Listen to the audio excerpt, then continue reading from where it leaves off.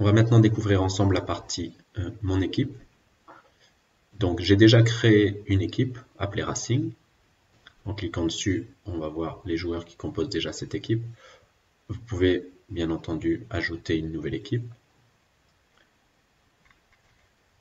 Lille par exemple. Donc je vais retourner à Racing.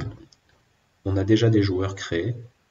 En cliquant sur un joueur, Eric par exemple, on va voir sa date de naissance, son poste et son pied fort. On peut ajouter un nouveau joueur à notre équipe. Yann, date de naissance, on va laisser comme ça pour gagner du temps. On va lui mettre le numéro 9. On va dire qu'il est droitier, qu'il est attaquant, qu'il joue au Racing.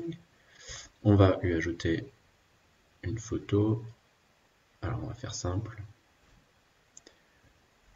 On va mettre le petit icône coach eFoot, uploader. Est-ce qu'il est capitaine? Oui, il peut être capitaine. Et on charge. Donc Kylian a été créé. Alors vous verrez que parfois l'image n'apparaît pas tout de suite, problème de chargement.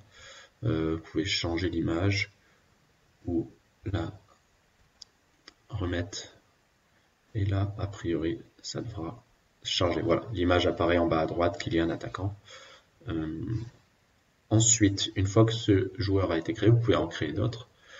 On va revenir en arrière. On va retourner. Donc une fois que vous avez...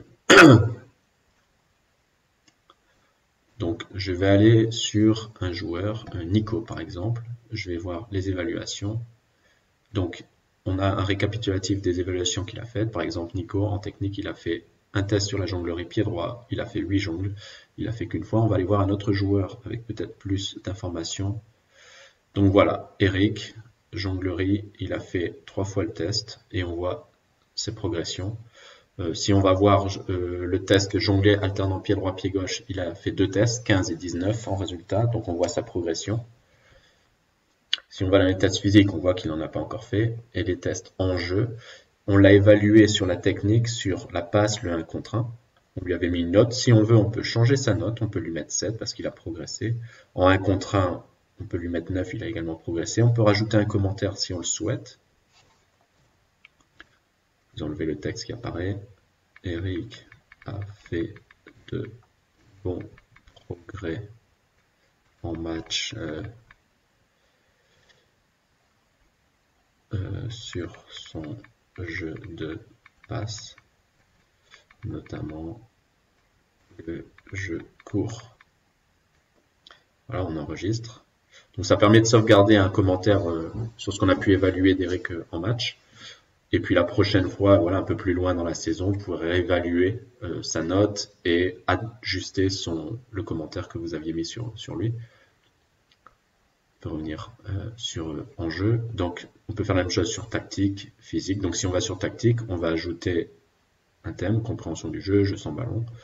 Vous sélectionnez simplement ce que vous voulez évaluer, vous retournez en arrière sur l'aspect tactique et voilà, maintenant j'ai ajouté compréhension du jeu et jeu sans contrôle. On peut lui mettre une note.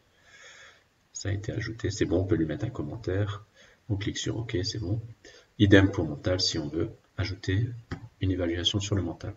Vous pouvez éditer le joueur en cliquant sur l'icône en haut à droite, changer la photo, le mettre capitaine ou non, changer son poste.